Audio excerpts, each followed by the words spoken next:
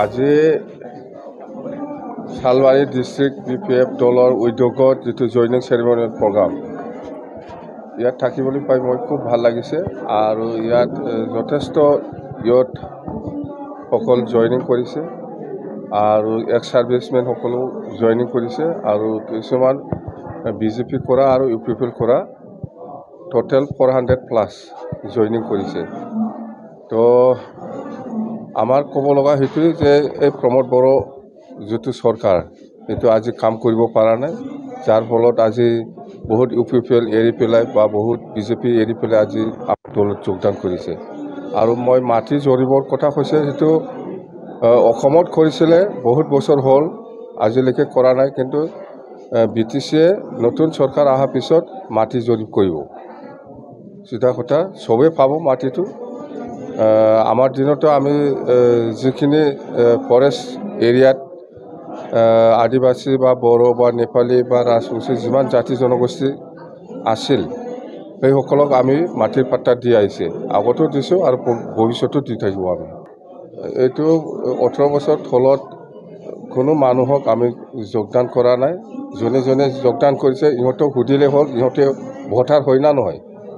ইহঁতে সব ভোটাৰ, নতুন ভোটাৰ বহুত জইনিং কৰিছে আৰু আমি কৈছোঁ আমাৰ BTCটো ভৱিষ্যত ইহঁতৰ হাততে আমি গোটাই চলিব দিব লাগিব। কথা সেইটোৱে।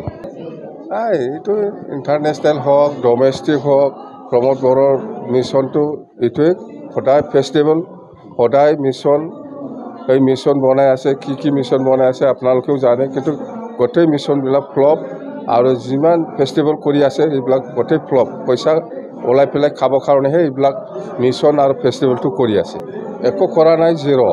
প্ৰমোদ বড়োই এই 4 বছৰত একো কৰা নাই। BTC অঞ্চলত নতুন ৰাস্তা, নতুন ইনফ্ৰাষ্ট্ৰাকচাৰ একো কৰা নাই, জিৰ'। সেই খালি ফেষ্টিভেল কৰিব জানে আৰু সেই কিবা গাহৰি মিছন কিবা কিবি মিছন লৈ আছে, এইবিলাক গোটেই ফ্লপ। পইচা ওলাই পেলাইহে খাই আছে সি। নাই, বহুত ক্ষতি হ'ল। অকল বড়ো নহয়, গোটেই BTC বাসী ৰাইজে বহুত তললৈ গৈছে। আগততো বহুত ভাল হৈছিল, এতিয়া মুঠতে পুৰা ডাউন ইকনমিকেলি। ৰাইজে বিচাৰি আছে আমাৰ BPF দলে চৰকাৰ বনাব লাগে বুলি।